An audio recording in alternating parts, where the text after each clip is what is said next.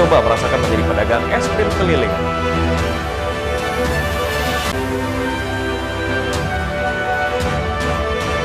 BPBD Sumbawa Barat kembali memperpanjang masa darurat bencana alam kekeringan.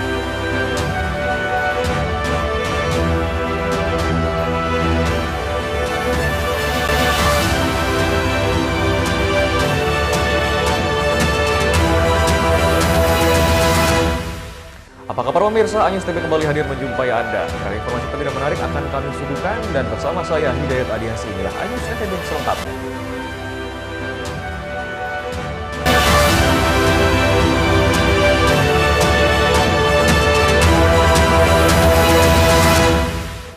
Informasi pertama kami pemirsa, selalu saja ada tingkah lucu dari para pembalap saat tiba di Mandalika. Salah satunya pembalap Moto2 Philip Salak yang mencoba merasakan menjadi pedagang es krim keliling dan tak tanggung-tanggung, Philip berkeliling menjajakan es krim dengan sepeda motor di pantai Tanjungan, Mandalika. Berbagai aktivitas dilakukan pembalap MotoGP saat tiba di Lombok, mulai dari liburan, menikmati keindahan destinasi wisata yang ada sebelum balapan di sirkuit Mandalika. Namun berbeda dari pembalap lain, pembalap Moto2, Philip Salak justru mencoba berjualan es krim keliling menggunakan sepeda motor di pantai Tanjung Aan, Mandalika. Melalui video yang diunggah dalam akun media sosialnya, Philip tampak berkeliling menjajakan es krim di bagian belakang motor yang dibawanya lengkap dengan musik khas penjual es krim. Selain itu, penjual es krim yang asli juga tampak mengalungkan pembalap Moto2 tas yang biasa dipakai abang-abang penjual es. Sontak video ini pun viral dan menuai komentar lantaran dianggap lucu. Berdasarkan pengakuan penjual es krim yang asli, sebelumnya pembalap Philip tiba-tiba memanggilnya dan meminta untuk meminjam motor lengkap dengan es krim yang dibawanya. Hal ini dikarenakan pembalap Moto2 tersebut cara menjual es krim dengan berkeliling ini dinilai unik, sehingga ia tertarik untuk mencoba merasakan sensasi berjualan es krim keliling. Tidak kenalan, cuman udah tahu oh ini pembalap dari gerak-geriknya pelan. Dia bilang apa? Kemarin bilang, bro, hampir, ya. Pinjam, oke, pinjam kan. I borrow your car gitu. Oh, motorcycle.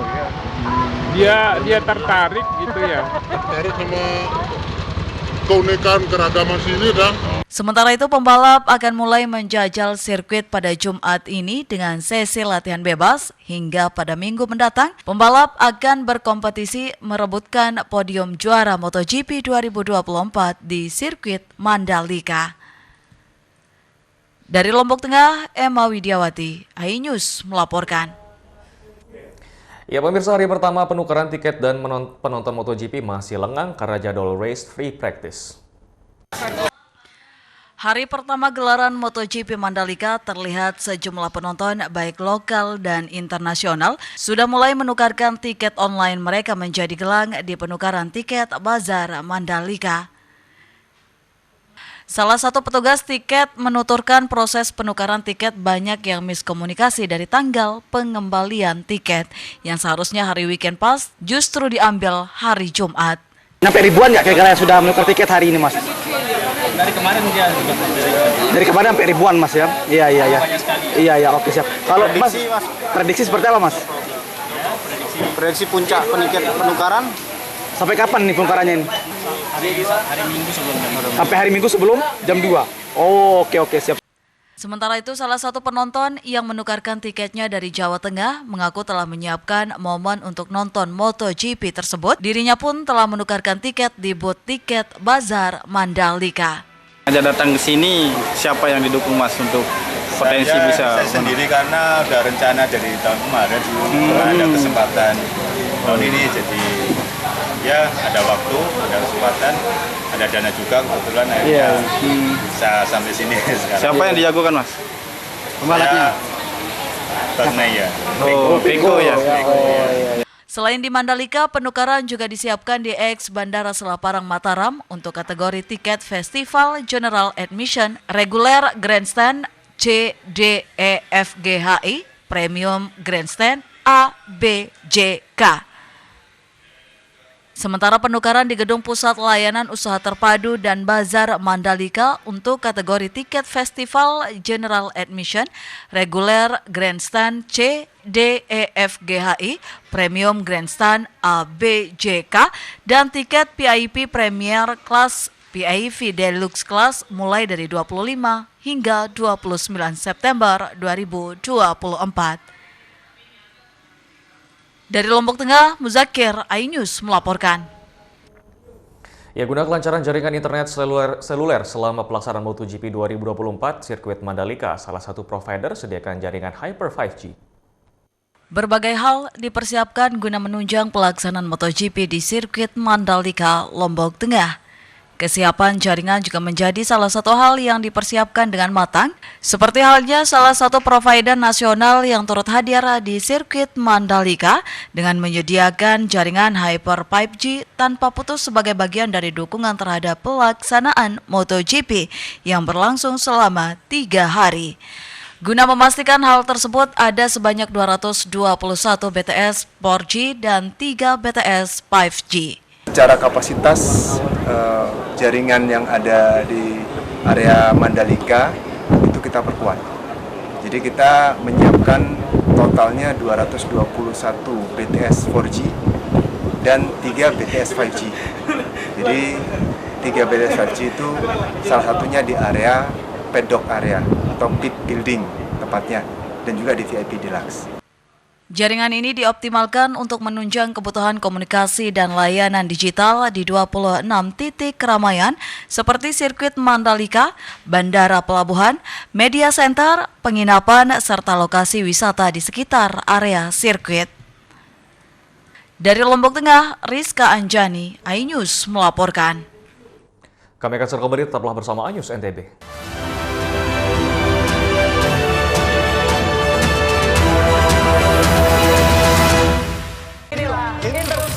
Mempertanyakan rasa keadilan.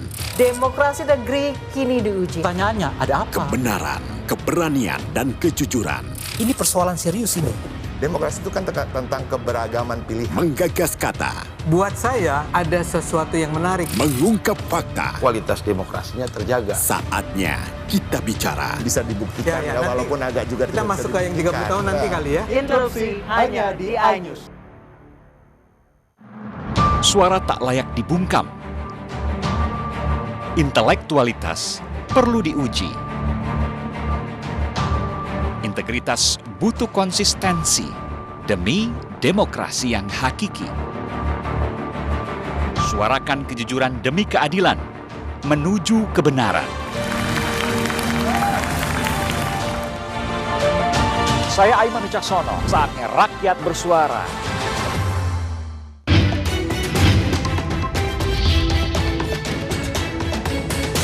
Kawal Pilkada 2024, Senin sampai Jumat pukul 12:30 siang, live di iNews. Inilah Interupsi. Mempertanyakan rasa keadilan. Demokrasi negeri kini diuji. Pertanyaannya, ada apa? Kebenaran, keberanian, dan kejujuran. Ini persoalan serius ini. Demokrasi itu kan tentang keberagaman pilihan. Menggagas kata. Buat saya ada sesuatu yang menarik. Mengungkap fakta. Kualitas demokrasinya terjaga. Saatnya kita bicara. Bisa dibuktikan ya walaupun agak juga kita masuk ke yang 30 tahun nanti kali ya. Interupsi hanya di iNews. Saya Abraham Silaban, Anda menyaksikan The Prime Show. Investigasi eksklusif. Omnibus Law Undang-Undang Cipta Kerja mengakibatkan PHK di mana-mana. Mengupas isu-isu terhangat. Ini apa? Hakim MK? Silakan diselesaikan, Mas Saya Pipin. dikasih kesempatan ke Fritsen, Kak. Semua tanya akan dijawab dengan tuntas dan berkelas. Ada kejanggalan bagi saya dari pihak-pihak wasit yang tidak menguntungkan buat kita. The Prime Show. Setiap Rabu pukul 8 malam. Bagaimana kemudian peta politik ke depan? Berhentikan dia karena saya ngomong. Saya Aiman Wicaksono, inilah Rakyat Bersuara. Ungkap tuntas berbagai permasalahan terkini. Tidak boleh ada kotak kosong. Tidak ada masalah. Itu menurut saya hal yang biasa. Ya dimunculkan lagi orang-orang yang bermutu. Bahwa Anies ini akan Anda jadi orang. Rakyat Bersuara, Selasa pukul 7 malam. Live di iNews. Mandi weekendmu bersama program kuliner spesial. Kalaparan, eksplor gokil wisata kuliner. Tempat makan yang jarang terekspos. Food Diary, mengupas sejarah kuliner, hidangan viral dari Nusantara sampai mancanegara. Mantep banget, mantep banget. Saksikan Kuliner Spesial Weekend, Sabtu dan Minggu, pukul 10 pagi di iNews. Tahapan Pilkada 2024.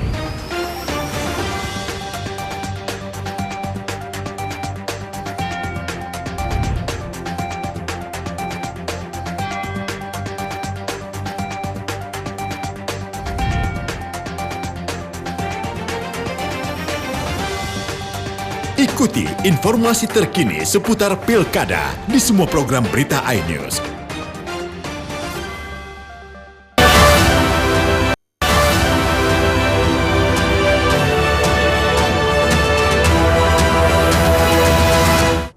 Terima kasih Anda masih bersama kami pemirsa. Badan Penanggulangan Bencana Daerah Kabupaten Sumbawa Barat kembali memperpanjang masa darurat bencana alam kekeringan menyusul meluasnya krisis air bersih. Badan Penanggulangan Bencana Daerah Kabupaten Sumbawa Barat kembali memperpanjang masa darurat bencana alam kekeringan di Kabupaten Sumbawa Barat, Nusa Tenggara Barat. Perpanjangan masa darurat dilakukan mengingat terus meluasnya wilayah kekeringan dan krisis air bersih di beberapa kecamatan yang ada di Kabupaten Sumbawa Barat. Menurut data dari Badan Penanggulangan Bencana Daerah Sumbawa Barat, terdapat 13.263 jiwa yang tersebar di 17 desa, 6 kecamatan yang ada di Kabupaten Sumbawa Barat saat ini terdampak kekeringan dan sebagian besar mengalami krisis air bersih. Hingga saat ini BPBD terus melakukan pendataan dan pendistribusian air bersih ke sejumlah titik terparah. Pendistribusian air bersih ini dilakukan untuk memenuhi kebutuhan air bersih masyarakat, mengingat berdasarkan informasi dari BMKG, diperkirakan bencana alam kekeringan masih akan terjadi hingga beberapa bulan ke depan. Sudah meluas untuk dari 16 desa menjadi 17 desa, tambahan 1 desa di Desa Tambang. BPBD selama menetapkan status tanggap darurat kekeringan sudah melakukan penanganan dalam skala kecil menggunakan sumur bor yang memang sekarang ini sudah rendah debit airnya, kemudian juga menggunakan sumur umum, ya, kemudian kita gunakan anggaran dari BTT. Berdasarkan informasi dari BMKG, diperkirakan bencana alam kekeringan masih akan terjadi hingga beberapa bulan ke depan. Dari Sumbawa Barat, Topan Iswandi, iNews melaporkan. Beralih informasi lainnya pemirsa, Ketua Umum Pengurus Besar Nahdlatul Wathon Diniyah Islamiyah, Tuan Guru Bajang Muhammad Zainul Majdi, mengajak masyarakat untuk memilih pasangan Lutfi Wahid pada pemilihan Bupati Lombok Timur karena diyakini paslon ini mampu membawa Lombok Timur semakin maju dan juga harmonis. Pernyataan dukungan Ketua Harian Nasional Partai Perindo Tuan Guru Bajang Muhammad Zainul Majdi terhadap paslon Lutfi Wahid itu viral di media sosial. Pernyataan dukungan itu disampaikan sehari setelah paslon Lutfi Wahid mendapat nomor urut 4 di pemilihan Bupati Lombok Timur. Dalam video berdurasi 56 detik itu, Tuan Guru Bajang mengajak keluarga besar NWDI dan warga untuk memilih pasangan Lutfi Wahid pada pemilihan Bupati dan Wakil Bupati Lombok Timur pada 27 November nanti. TGB meyakini berbekal pengalamannya baik di eksekutif dan di legislatif, pasangan Lutfi Wahid dinilai mampu membawa masyarakat Lombok Timur semakin maju dan sejahtera. Saya mengajak seluruh masyarakat Lombok Timur, orang tua, sahabat-sahabat, murid-murid tiang, dan keluarga besar Nahdlatul Wathon Diniyah Islamiyah. Mari bersama coblos nomor 4, Haji Muhammad Syamsul Lutfi dan Haji Abdul Wahid sebagai Bupati dan Wakil Bupati Lombok Timur. Pasangan Samsul Lutfi dan Abdul Wahid sendiri merupakan salah satu dari 5 pasangan yang bertarung di Pilkada Lombok Timur 2024. Pasangan Lutfi Wahid diusung oleh 5 partai, diantaranya Partai Perindo dan Partai Kebangkitan Bangsa. Dari Lombok Timur, Ramli Nurawang, iNews melaporkan. Ya pemirsa, wisata Pantai Bagek Kembar, Tanjung Karang, Kota Mataram, satu di antara objek wisata baru untuk alternatif untuk pengisi liburan masyarakat.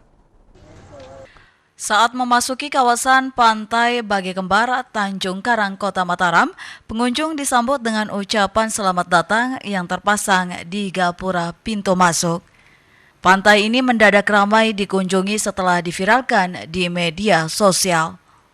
Ada beberapa spot wisata menarik di pantai yang bisa Anda nikmati bersama keluarga saat berkunjung menghabiskan akhir pekan atau hari libur di tempat ini selain mandi. Terdapat aliran sungai yang langsung mengarah ke laut atau muara, jembatan yang membentang ke arah barat laut, dan pemandangan sunset yang begitu indah. Pantai apa namanya nih? Pantai Piral. Pantai Piral. Di mana lokasinya nih? Di Bagek Kembar. Kenapa Piral? Kenapa nih? Gara-gara Piral ini jembatan yang ke mana? Itu ke barat. Terus di sana ada air keluar masuk. Di sana juga ada air kali masuk ke laut. Sunsetnya bagus. Hari apa aja rame nih? Sabtu Minggu rame. Cuman Sabtu Minggu aja rame. Selain Sabtu Minggu agak berkurang. Untuk kenyamanan dan keselamatan selama berlibur, baiknya perlu memperhatikan hal-hal berikut seperti membawa bekal secukupnya dan memperhatikan rambu-rambu atau pelang peringatan yang ada. Dari Mataram, Harika Sidi, iNews melaporkan. Kami akan segera kembali, tetaplah bersama iNews NTB.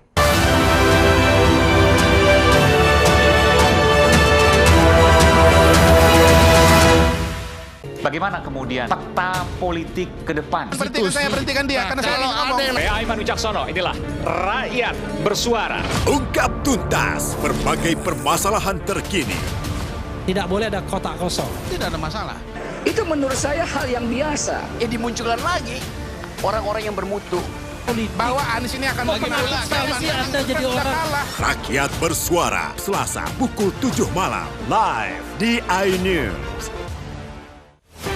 Tahapan Pilkada 2024.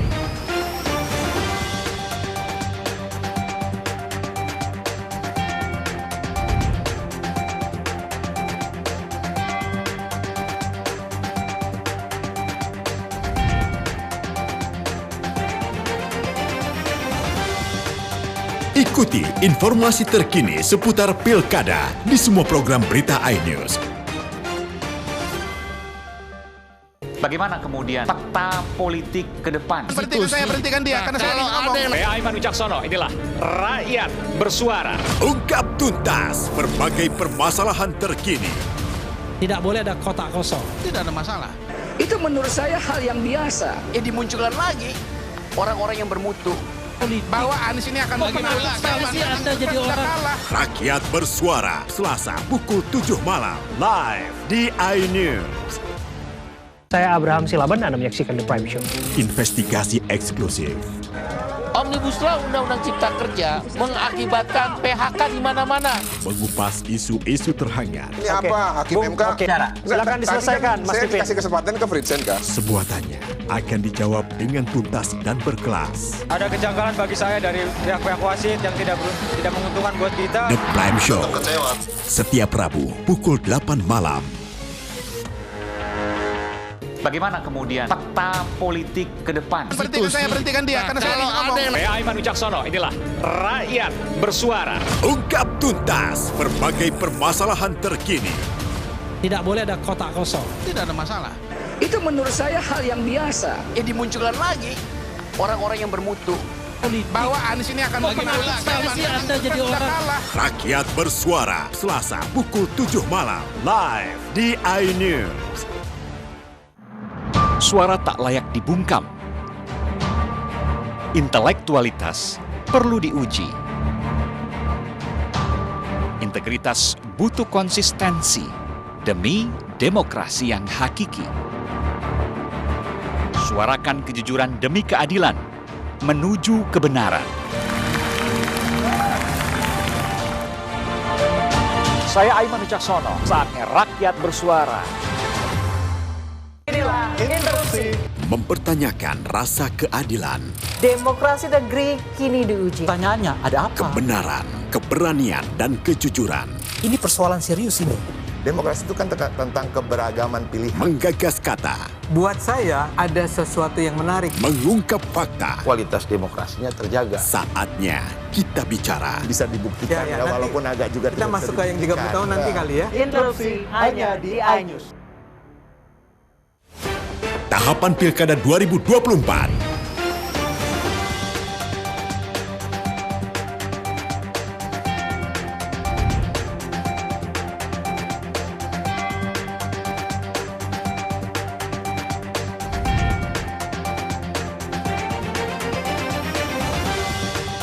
Ikuti informasi terkini seputar Pilkada di semua program berita iNews.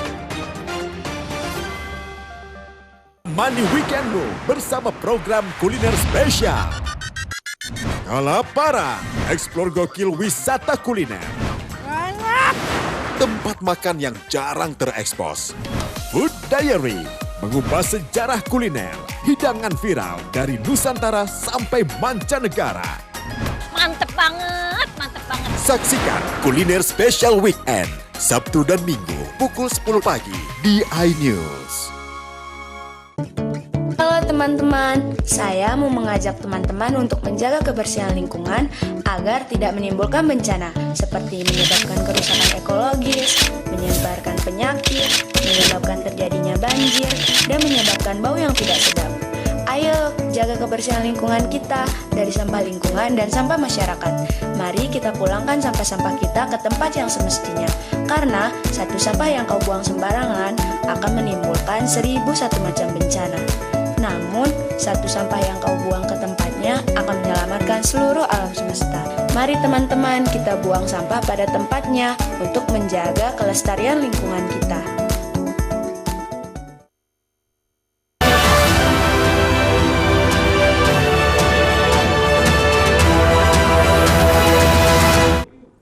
Terima kasih Anda masih bersama kami pemirsa. Kabupaten Bima dikenal dengan daerah penghasil garam berkualitas tinggi. Ribuan hektar lahan garam dari wilayah Sondasia hingga Lewa Mori-Mori dimanfaatkan warga untuk usaha produksi garam dan juga bandeng. Hamparan tambak garam di dekat kawasan Bandara Sultan Muhammad Salahuddin Bima di Nusa Tenggara Barat menjadi salah satu lokasi penghasil garam bagi wilayah Bima, Dompu, dan daerah-daerah lain di NTB.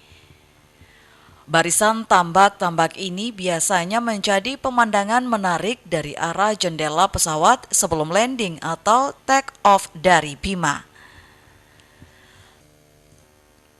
Dalam perjalanan dari Dompu menuju Bima atau sebaliknya pasti akan melewati hamparan tambak garam di pinggir jalan di Desa Talibiu, Kecamatan Woha maupun di Desa Sandosia dan Sonolo. Melihat petani garam yang sedang bekerja di lahannya menjadi hal yang menarik bagi beberapa orang yang melintas di jalan utama penghubung Bima dan Dompu, menyempatkan diri untuk mengambil gambar atau sekedar bersuah foto dengan latar lahan garam. Puluhan tambak garam milik petani dan pengusaha ini membentang sepanjang Teluk Bima. Sebelum tahun 1950, lahan-lahan tersebut terlantar dan sebagian dijadikan sawah tadah hujan. Taruh air laut, terus dibinakan 3 hari, terus jadi garam. Oh, dibiarkan selama 3 hari? Biarkan 3 hari itu, nanti dia jadi garam. Prosesnya kayak gimana aja, Ibu? Prosesnya ini baru kemarin taruh airnya ini sudah mulai jadi garamnya. Ini bambu ini untuk dikeluarkan garamnya. Oh, keluarkan garamnya. Berarti sudah keluar taruh di atas ini, terus sudah kering kita isi di karung. Usaha garam di sekitar Teluk Bima itu meliputi 2 kecamatan, yakni Bolo dan Woha, dengan luas sekitar 1.200 hektar dengan pemilik lahan sekitar 56 orang. Jumlah pekerja di area lahan garam tersebut sekitar 2.500 orang yang terdiri dari buruh kasar yang mengumpulkan garam dari dalam petak ke dalam karung dan buruh panggul yang menaikkan garam ke truk pengangkut. Upah buruh garam berkisar Rp5.000 hingga Rp10.000 per karung garam.